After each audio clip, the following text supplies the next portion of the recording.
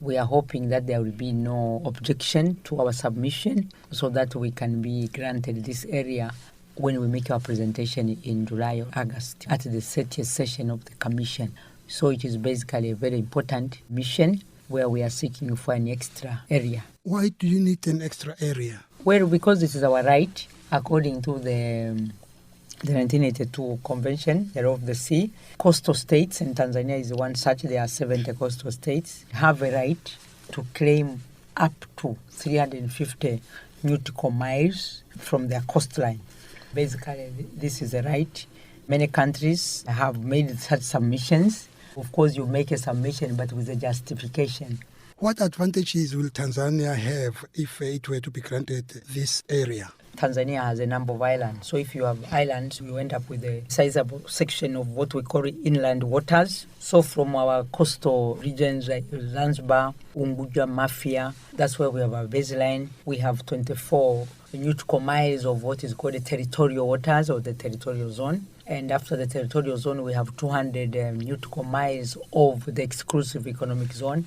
These are the waters where we have rights to exploit the natural resources found in such area. Apart from fishing, of course, you have minerals, you have gas, you have petroleum, oil reserves and things like that. So with the technology so advanced now, you know that the exploitation of the sea for economic reasons is something that has really gained a lot of momentum. At this present moment, is Tanzania constrained in what it can do to exploit its ocean resources?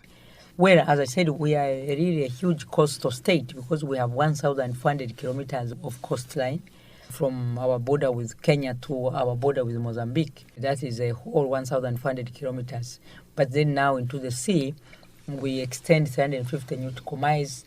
200 nautical miles is already secured. Of course, there are constraints because we can't go very far in the south. We have the Comoros, so we are constrained by that. And also further in the east, there is now Seychelles. Then to the north, we have Kenya. So basically, there is this polygon of around 61,000 square kilometers. This is the area which cannot be claimed by any other state except Tanzania. Does Tanzania have this problem of people from other countries who sometimes go into the waters in other countries and exploit ocean resources? We have had quite a number of high-profile illegal fishing without licenses. Basically, anyone fishing in your exclusive economic zone should be paying custom. Basically, they should be paying, and they have not been doing it. I think there were a number of boats which were caught, and the fish was confiscated by the Tanzanian state.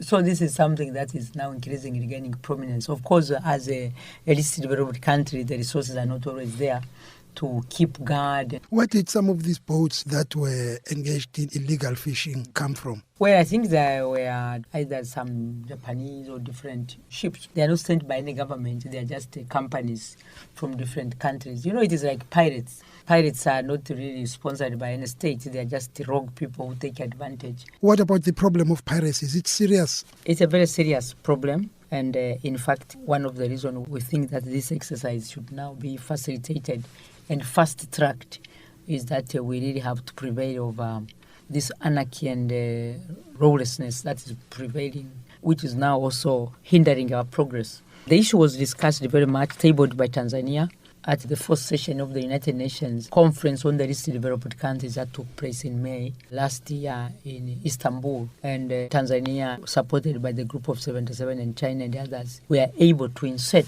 the issue of the need for international support in fighting pirates, because what pirates do, they are blocking trading routes for the least able countries. This is something that requires international action, all UN member countries to cooperate. And I am very happy, gratified that our efforts and labor in Istanbul was not in vain, because this issue is now gaining international prominence. And I believe as we speak, even the Security Council is now seized with the matter.